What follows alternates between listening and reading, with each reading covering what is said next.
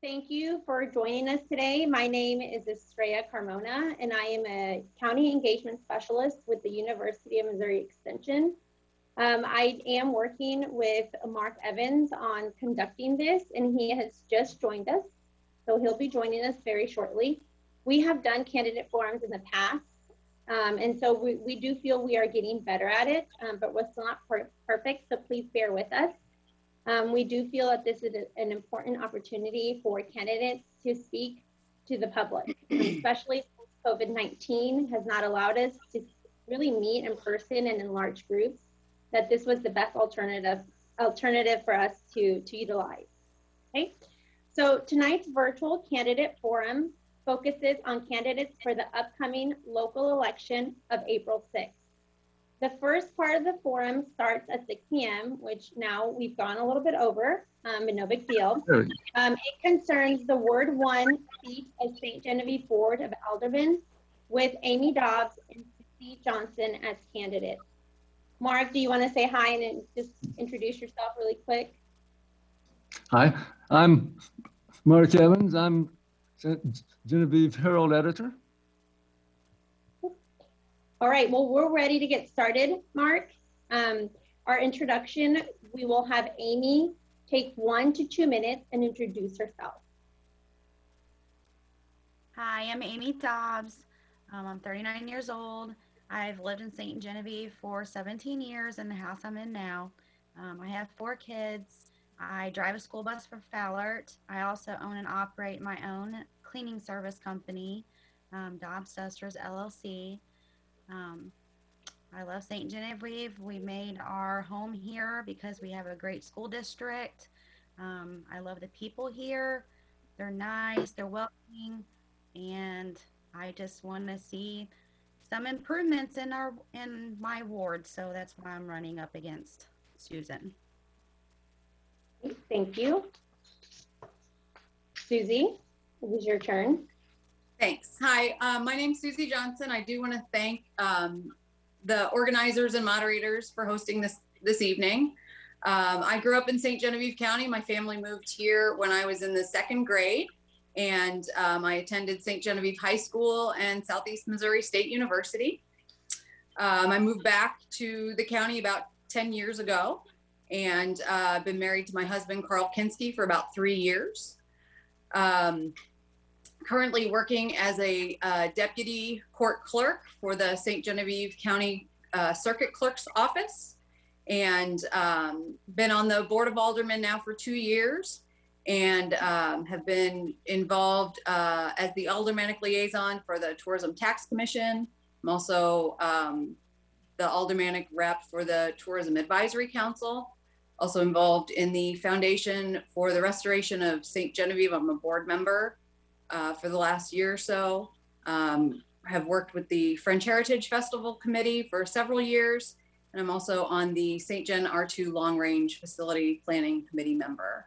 I've enjoyed my time on the board. I think we've done a lot of good things. It's been a pretty challenging year with the COVID-19 pandemic, and we're still moving forward and looking to the future, and hope to remain on the board and continue on that trajectory. Thank you. Mark, would you like to ask the first question to our candidates? And Susie will go first. What do you think are the biggest challenges facing Ward 1? Well, Ward 1 is fairly diverse. Feels like it covers a pretty large area, and we've got business district. We've got a lot of nice neighborhoods. I'm really hoping that with the establishment of the national park, that starts to bring in some more visitors, and our businesses see an uptick. I know that crime is becoming an issue in some of our neighborhoods in Ward 1. We've been working on that. I think that our job as a board is to provide the appropriate resources to our police department. That is what they do. That's their profession. We've got a great police department, and I think the board really supports them. We look for all the ways that we can give them that support, and hope that by working on challenges such as that, we can all see some progress. That issue is not something that's going to be resolved overnight. It doesn't just turn on a dime. So we've all got to be patient, and we've got to do the work and try our best to work together to work on the crime in some of the neighborhoods in Ward 1. Thank you. Amy? Well, I've had a lot of neighbors messaging me here lately over like the last couple months. We've had major issues with crime around the Leahy area. We're working with the police department. I brought to Paul how the neighborhood really would like a neighborhood watch because of the crime is getting higher. I feel like that really needs to be focused on, and I feel like the mayor is doing what we need to get done at this time to start curbing the crime rates that are going up in this area. But other than that, I feel like our ward is disconnected from like uptown. We need safer sidewalks and things like that for these kids to walk on. I'm a school bus driver, so I'm pretty strong about that. And I'm hoping that we can all work together to get this all accomplished. Thank you. All right, we have our second question. Our second question, Amy will answer first and Susie will answer second. Okay, so Amy, if you received a $1 million grant to use for the city in any way you wanted, what would you do with it and why? The first would be sidewalks. We need sidewalks for our kids, especially up 4th Street. We need sidewalks up 4th Street Hill. That is the most dangerous spot that I can see that kids do not have sidewalks. And these kids around here are supposed to be walking back and forth to school because they're within that mile range of the school property. I find that very challenging that it's not been done yet. I think that we can focus some money from something else or look into some type of grant or something to get that accomplished in some way or another. It needs to be done. If something else needs to be put on a back burner, I think that's what needs to be done. As far as being disconnected, I think that Ward 1 is disconnected from uptown. It's not, we don't have sidewalks all the way for people to walk safely to the store and back. But I guess that's really it. All right, thank you. Oh, well, Okay, actually. Okay, Oh, yeah, I'm you sorry. still have about a minute left. I'm sorry. And then I would try to help the homeless. We have a lot of homeless people in our area. I know people are really giving, like we have the coat closet over here on Leahy, which that is great. That was made by a wonderful man here in St. Genevieve that did that little program. But I think that the homeless needs to be helped in some way because that's a major problem. Other than that, I think streets need to be repaved. I think there's definitely some streets that need help here in our town. But yeah, that's what I would do with $1 million. Okay, great, thank you. Susie, the same question for you.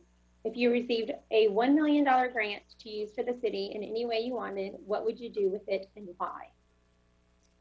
Thanks for that question. That's a lot to think about. There are a lot of issues that we've been discussing that just having a large amount of money would really deal with those issues. One of my big concerns is long-term planning for the city. I think we're making some great steps to do some long-term planning. Our comprehensive plan is horribly out of date. I'm hoping we get a new one here pretty soon. And some things I think that would be identified in that could use those kinds of resources are really working on not just our infrastructure, but mostly growth. We hear a lot about how there's not enough housing for some of the bigger employers in town. I would love to invest that in getting some affordable housing going. We've got this great park master plan. I think recreation, we've all discovered in the last year, is just vital to our health and our well-being. I would love to see the Pier Marquette Park master plan just completely accomplished, and $1 million would hopefully do that. there are a lot of projects, but I really think that if we think about the health and well-being of our citizens, that the housing and the park would be the two big things I would love to try and do. Thank you. Okay, Mark, we're going to go ahead and move forward with the third question since we have time.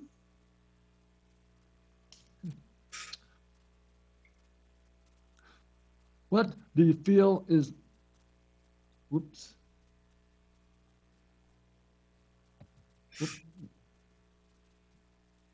Can you still hear me? Yes, we can still hear you. Okay, my screen went blank there for a second. What is more important for our city right now? Building new homes and commercial space, or better utilizing space that we have?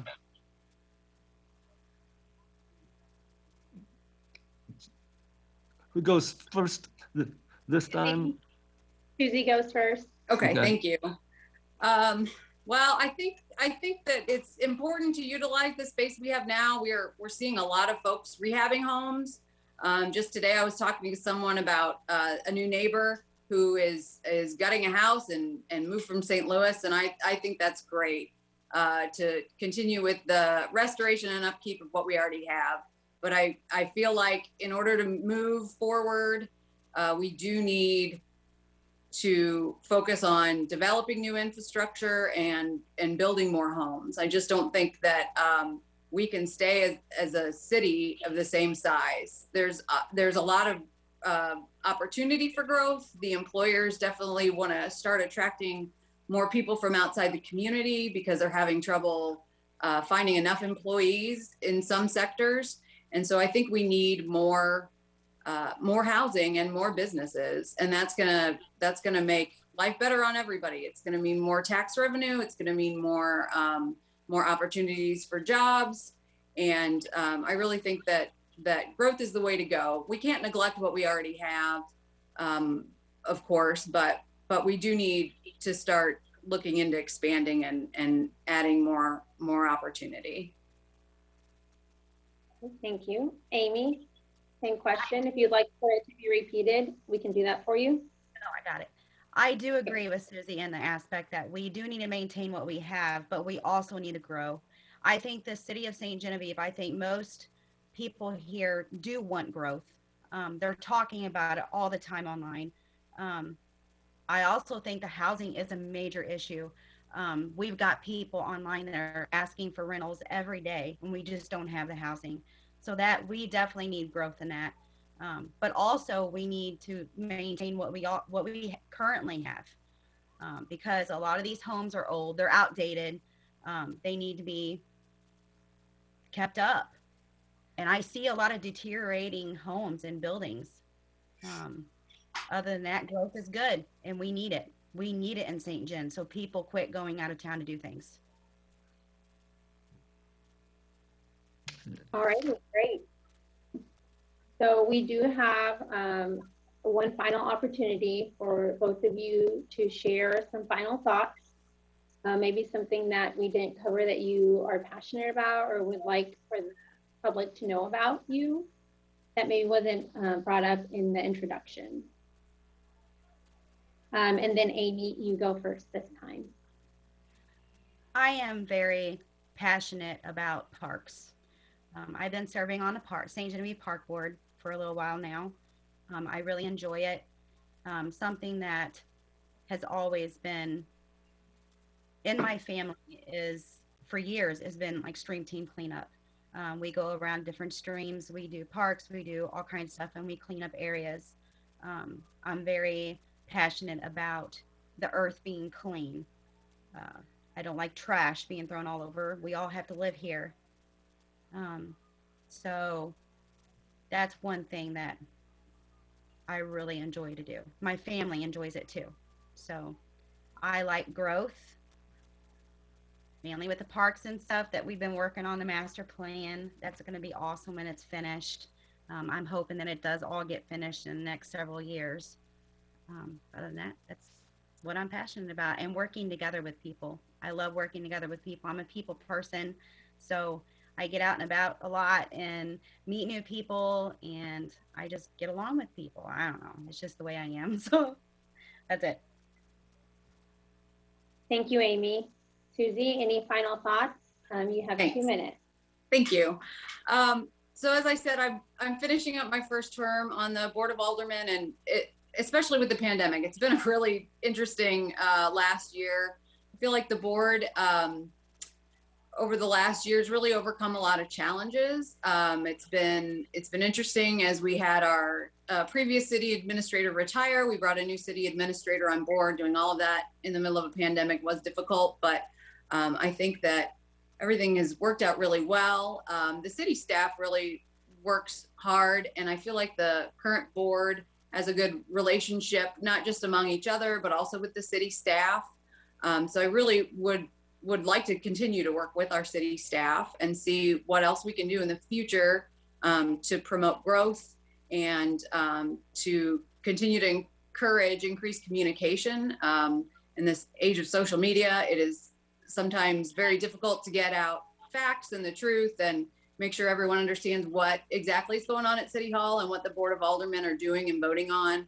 And I would like to continue to encourage our staff and everybody involved to make sure that that information continues to be accurate and timely. Like I said earlier, I lean on the city staff pretty heavily when I've got questions. I feel like I'm pretty committed to attending as many meetings as I can. I try to attend other committee meetings as well, just because I want to be a more informed board member. Oh, my time's about up. So that's about it. I would just like to say thanks again for hosting, and I hope as many people as possible get out and vote on April 6th. Thanks. All right, thank you. Thank you. Okay, so that ends the segment for the 2 alderman candidates. Of course, a reminder to vote on April 6th. If you still want to know more about them, I'm sure they are available and more than willing to talk to you individually. So do reach out.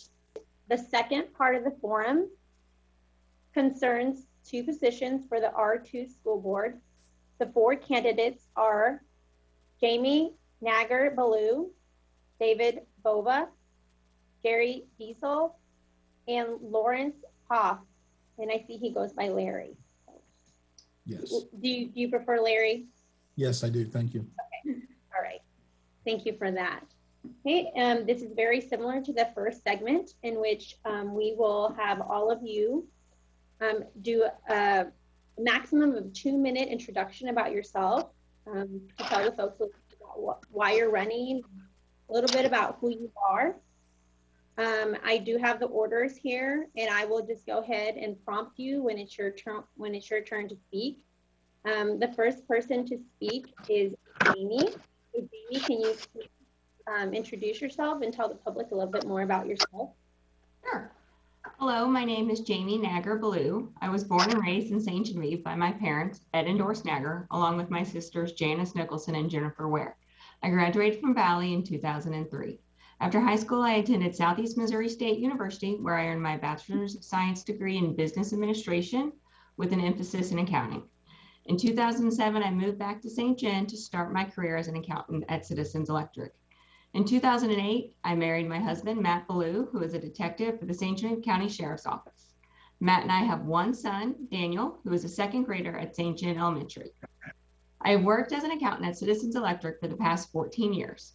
My role at Citizens includes preparing financial statements and reports for the board of directors, frequently analyzing the budget, cash flow management, and working closely with an outside audit firm on our yearly audit. I believe being an active member of the community and volunteering your time is the most effective way to make our community a better place. I'm a volunteer substitute teacher at St. Genevieve Catholic Parish School of Religion. I participated in Title I meetings as a parent advocate and PTO meetings at St. Gen Elementary. I am also an active member of Sacred Heart Parish in Ozora. Being a board member is another way I would like to give back to our community. Our son Daniel was a major influence in my decision to run for a seat on the school board. I believe in the public school model, that all students deserve to have the opportunity for a great quality education. I believe the students' well-being and education should come first.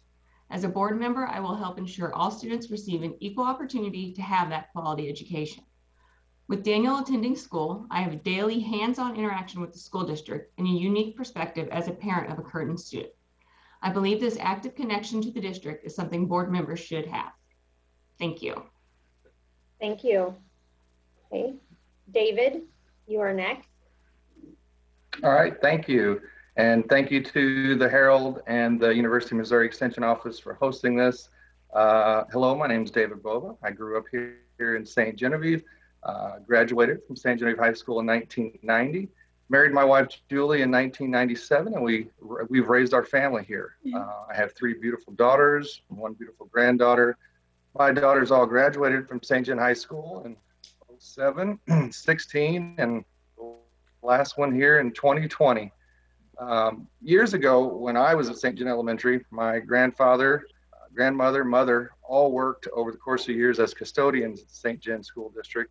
And my aunt and uncle were also teachers at different times for the St. Genevieve School District. So I have a lot of history with the St. Genevieve School District and a lot to be thankful for. And I'm thankful for such a terrific experience and a terrific education as I was growing up. And I owe a lot to the St. Gen R2 School District. And that's one of the main reasons I've run, and I've chosen to run again for our school board because of the investment the school district made in me and my family, and because schools are a key factor in the success of our students' lives. And St. Gen helped me and my family to succeed. So in addition to wanting to pay it back to St. Gen School District, I also want to make certain that we continue the long tradition of offering excellent education and much more to our students at St. Genevieve.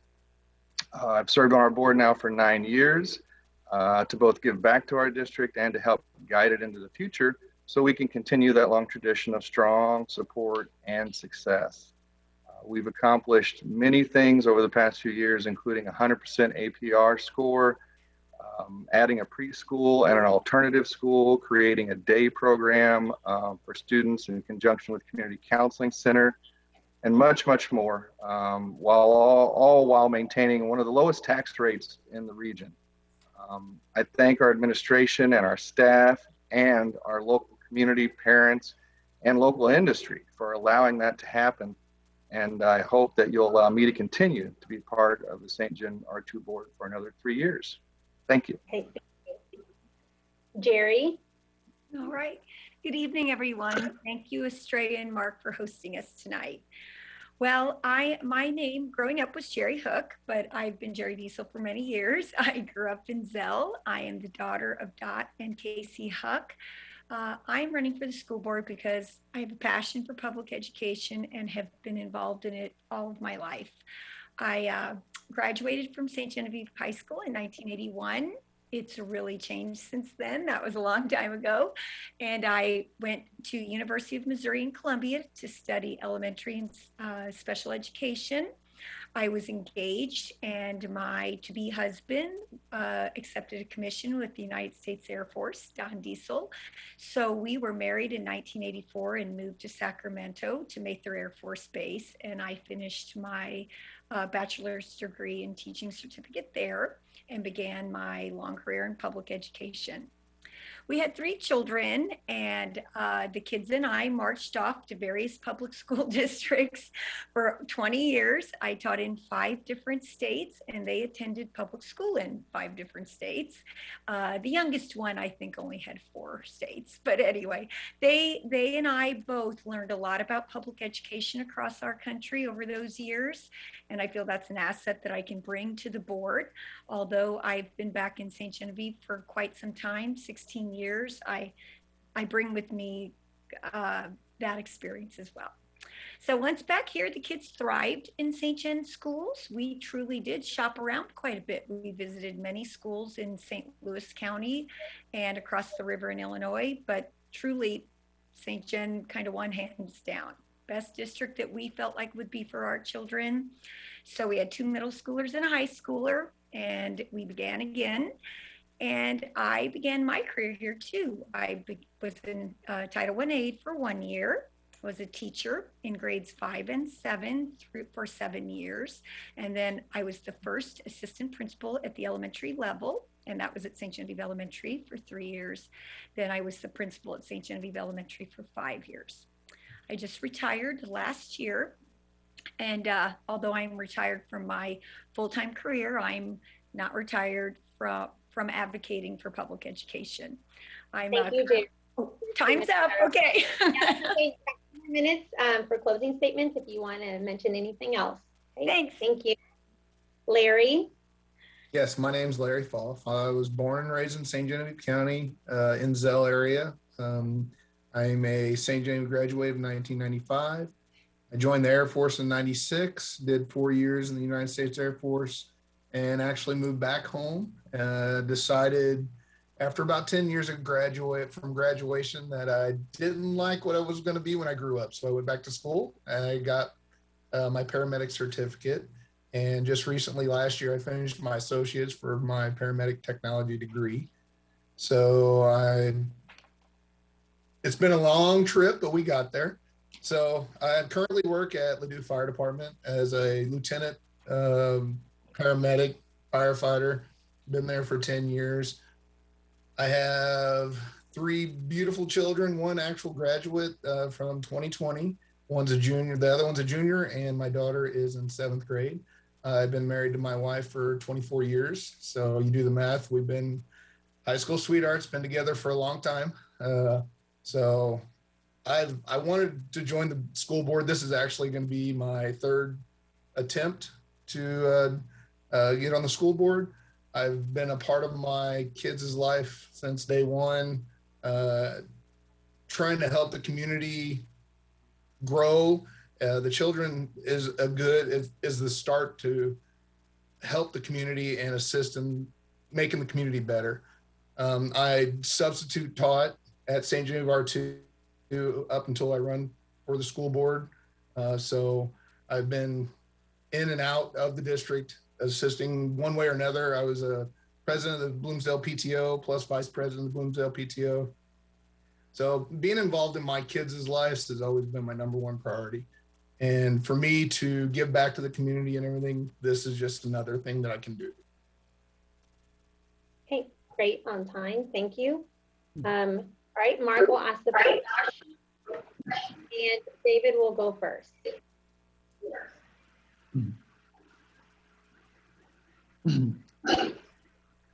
How can a school district continue to provide quality education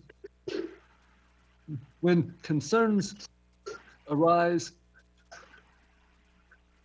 over possible changes in the local tax base? Over changes in the local tax base? Yes. I think we, look at that each and every year. I know Dr. Fleeg is always concerned with the local assessment and works closely, as does the board, in contact with the local assessor to kind of do the best you can to forecast what's going to happen as far as industry and residential, commercial, and you go into a budget, and I know 3 superintendents now who've said this, the budget is your best educated guess.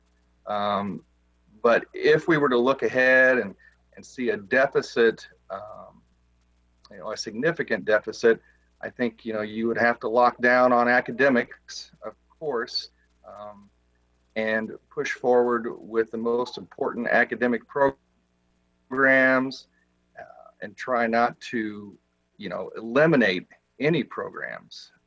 That would be if there was a forecasted deficit, but always protecting the academic aspect of what we do at school. However, hopefully, you see growth, and we've had growth here shortly, and look as to what we can expand upon, whether it be social emotional care or preschool, and some of those things I've talked about publicly and probably will talk about again here tonight, expanding those programs within reason. But again, it's a best guess each year at the local assessment, and the board sits down with the superintendent and takes that into consideration. And luckily, in my tenure, we haven't had to make those cuts, and I don't foresee those cuts happening again. In fact, if the local assessment goes up as it should, hopefully we can lower taxes in the coming year or two. Okay, thank you, David. Barry is next. Thank you. Well, as Dave said, you know, the budget is always a big item that both the district level administration, building principals, and school board work on. As a building principal, of course, I was responsible for my building's budget, and with guidance from Dr. Fleeg about a possible what could happen in the future, we often had to look at it and have serious discussions about what we needed to keep, what might need to go.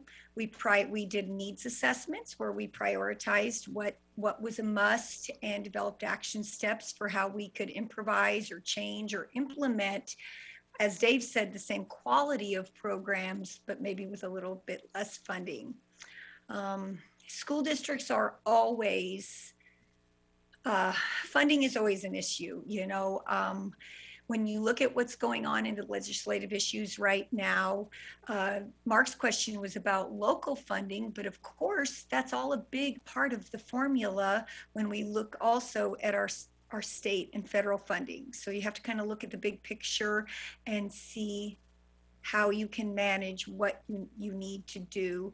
And I do feel like I have a lot of experience talking about the budget with Dr. Fleeg, working on the budget and working with the staff to figure out how to make it work. You hate, like Dave said, to cut anything. So sometimes you simply have to prioritize. Oh, I will, if I'm not out of time, I will say one thing more. Yeah. Partnerships. Oh, or am I out of time? Nope, just a few more seconds. Okay, partnerships also. When we began the day treatment program in our building, we developed a partnership with community counseling and the mental health board. So often there are other great assets out there that the district can collaborate with. Thank you. Thank you, Jerry. Next is Larry. Like, it's a broken record. These questions are always been, okay, it's what the last guy said. The budget is the key for any district, and your taxes and basically your revenue is what you would build on. You would hope that you would never have to cut. You're always going to have to, there's always that what if. So you have to prepare for the worst, but hopefully you can expect the best. Education is always number one for the children. We all know this. Cutting any type of programs is hard no matter where you go and what you do. But as a district, we would have to pick and choose what is the easiest one, what's the best one for the district and for the kids that they can do without. Really, there's not much there that we can do without, but trim the fat is what a lot of people say about a budget. There's a lot of red areas that you can kind of find where you can take some money out and say, okay, this is definitely not it. But as a whole, we take all that revenue into just one big aspect to push it forward to the children and the staff.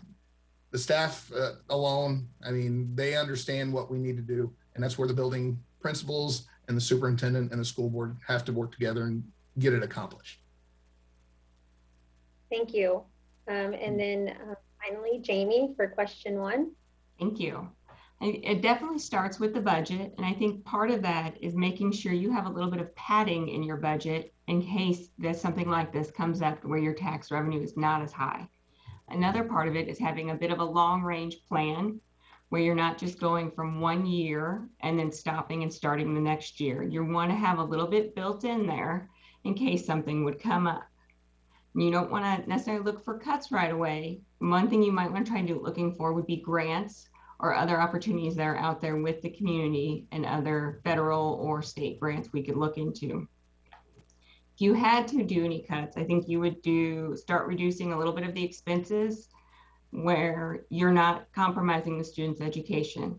So it's just going to be prioritizing what comes first and then seeing how you can reduce other items that aren't quite as important. Obviously, they're all important, but some of them you can reduce certain spending and come out okay with your budget until the next year or the following, where you can come ahead a little bit and start building your padding up again.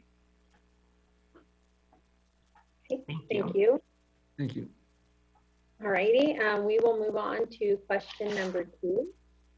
And Jerry, you will be the first to answer. Okay. Okay, across the country, there are many differences of opinions on curriculum and school policies. What is the best way to address those differences amongst parents and district personnel? Hey, I believe you said curriculum and policy, Estrella? Is that? Yeah. Okay. So regarding both curriculum and policy, you've got to have your stakeholders involved. And when we say stakeholders, we just don't mean school district personnel. We mean the school district personnel as well as community members and families in the district, in the community. Teachers and staff are very important to that input as well. Anytime, for example, curriculum is developed, it should be developed within the building with teachers doing the work with the guidance of administration and coaching. And then that curriculum is presented, to the public to give input in, to make suggestions for, to really review and know, what are we going to put out there? What are we ultimately going to put before the board for approval? And then the board, of course, is very responsible for, dissecting that curriculum and making sure they are clear as crystal what's in that curriculum and what the students pre-K through 12 are being taught. And of course, it has to be aligned to all Missouri state standards. Same way with policy. I mean, board members develop policy, but in reality, policy is generally written by a team of administrators with board input and final board approval. So again, it's done collaboratively and it's put out there for all eyes. The St. Gen board policies are on the web page.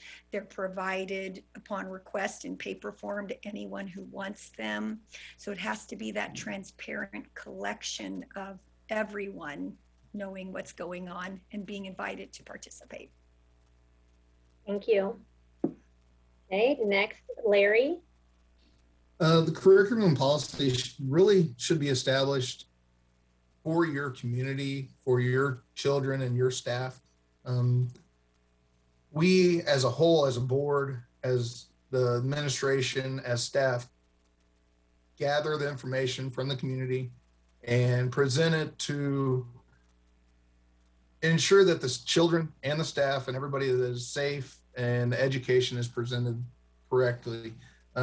Testing will come out of this. They have to understand that the funding comes from scores.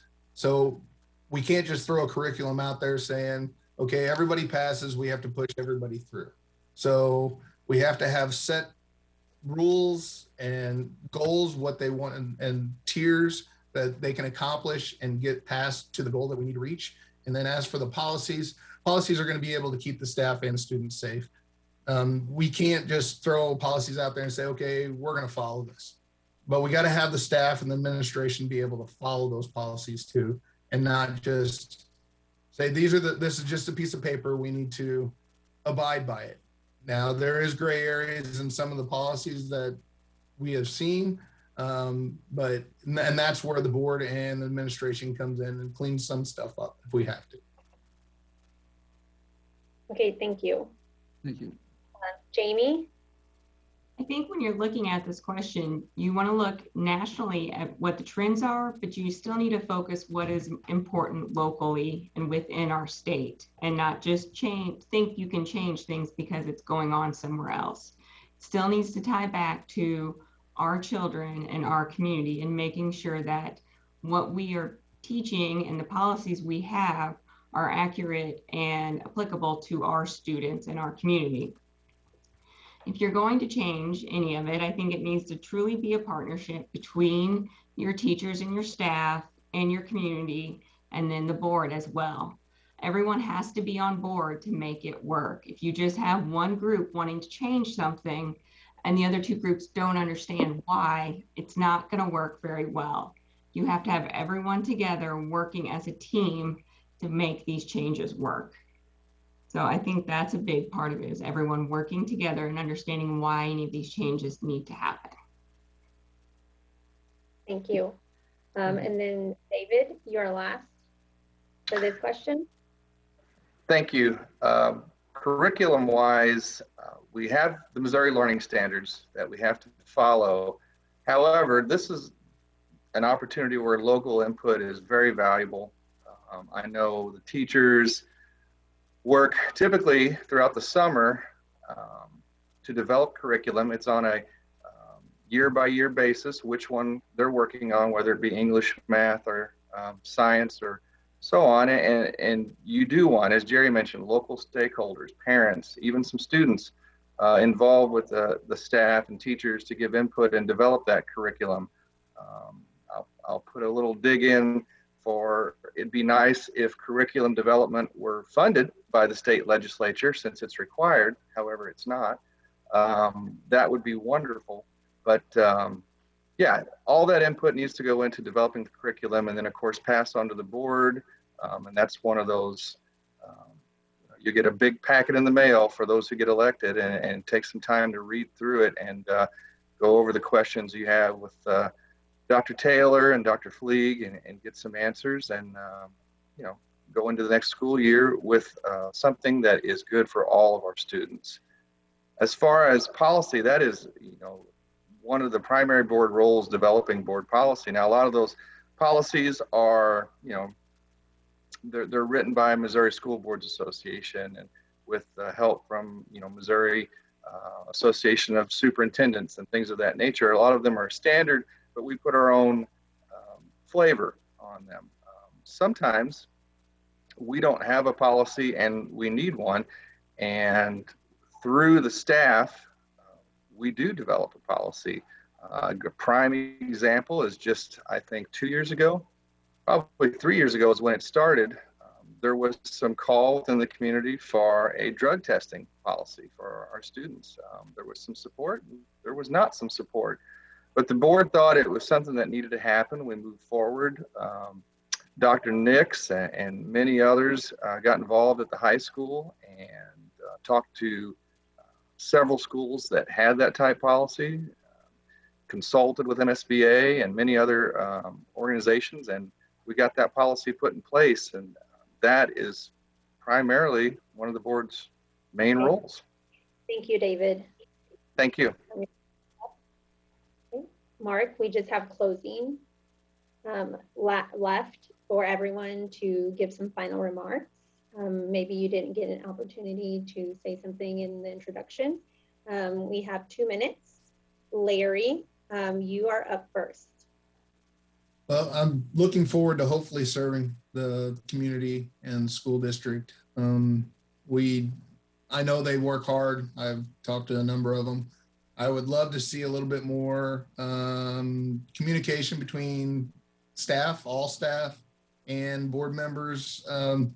It's more of a checks and balance due to the fact that you may have information from certain people that's not getting sent to you from the other side of the story.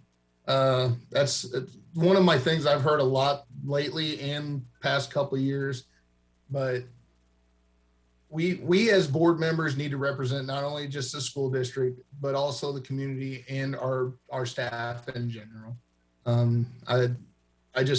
I hope that this school district is going to keep moving forward that it has been, and I hope to be part of it. Okay, thank you. Next is Jamie.